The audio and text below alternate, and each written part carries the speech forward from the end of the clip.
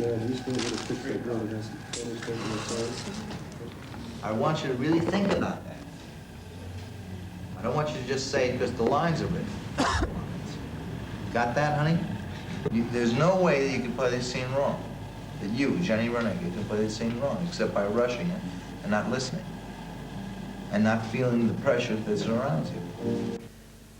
Do you like art, theater, music, language, religion, politics? Oh, no, I don't like politics. What languages do you speak? No, none. None?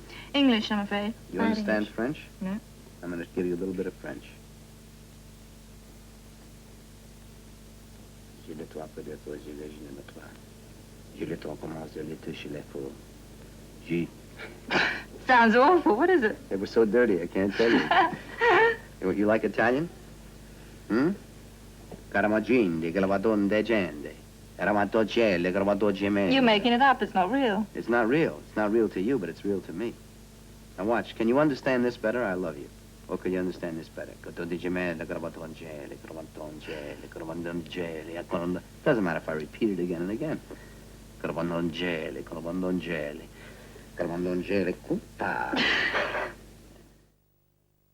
My name is Gerda, Mr. Reardon.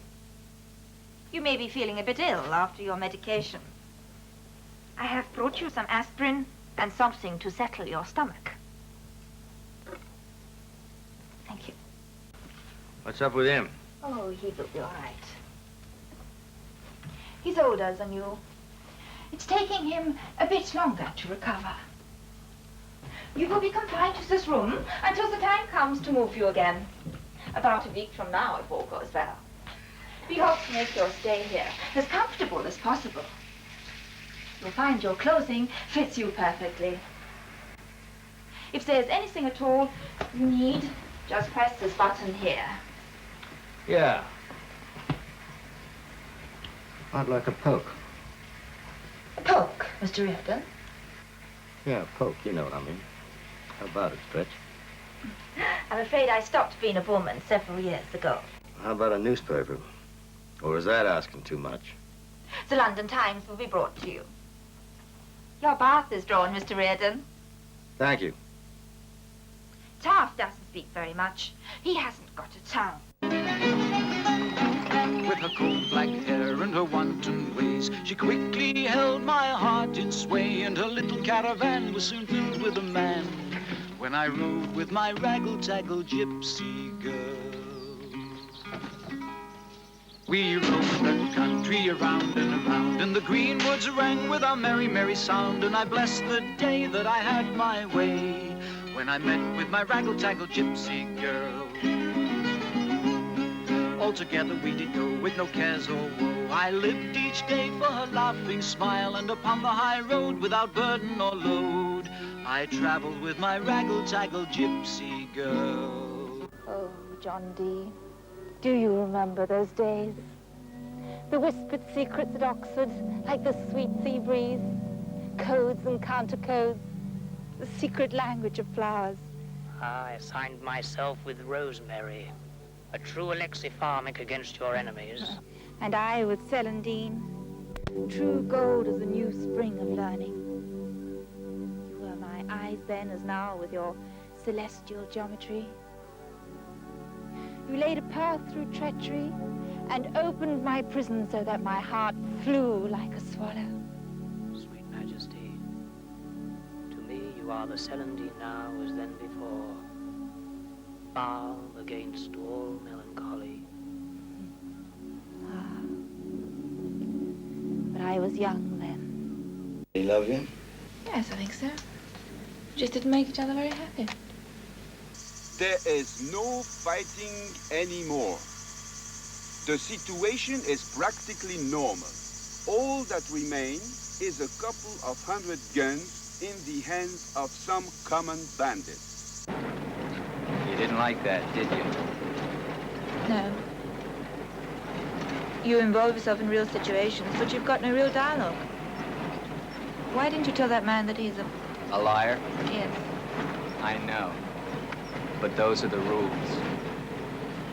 I don't like to see you keep them. Then why did you come?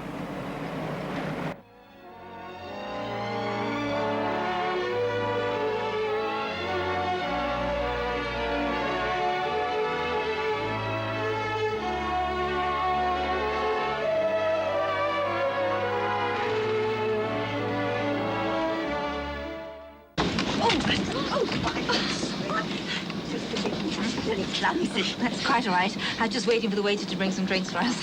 Well, if I see him, shall I send him back? Yes. Thank you. Thank you so much. What a handsome couple. She reminds me of an actress. You know, there are more English people on this train than there are in Piccadilly Circus. Oh, darling, I do think you're developing a persecution complex. When our stay in the hotel was a nightmare. Skulking in the corridors, dinner in our Yes, room. well, darling, I am not exactly unknown. And last night we missed all the fun. Apparently, that American girl did an imitation of Hitler. No, really? How lovely I that wish must we'd have been there. I could have done my Mussolini. I do a splendid Mussolini. Oh, darling, do stop worrying.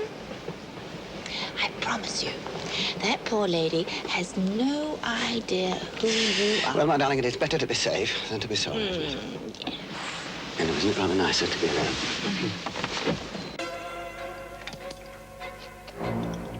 Hi there.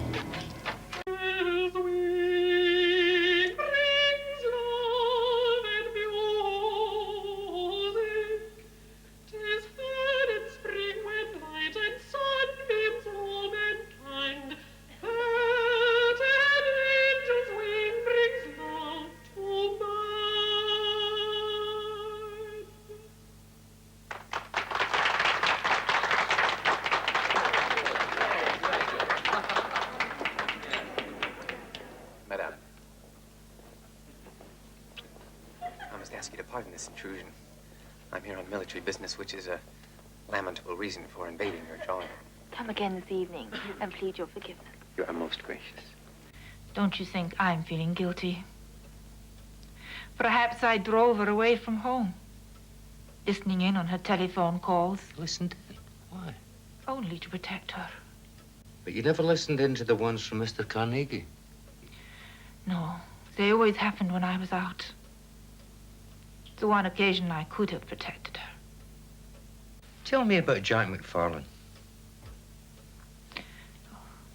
He's a good neighbor. Except when he comes around here and smokes those dreadful cheroots. What an extraordinary place to keep a picture. Oh, I'm just looking after it for somebody.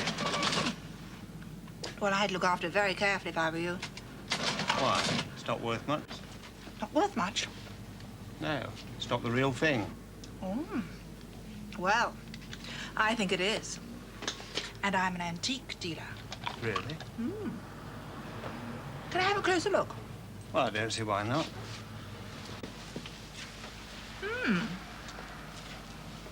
Not the original frame, of course. Quite an unsuitable one, in my opinion.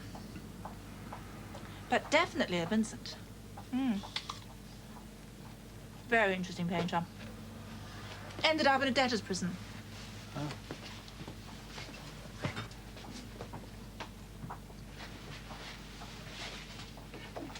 How much do you think it might be worth then? Oh, not a fortune. Let's see. I'd give him 2,000 for it. You mean you actually buy it yourself? Well, for around £2,000, I would.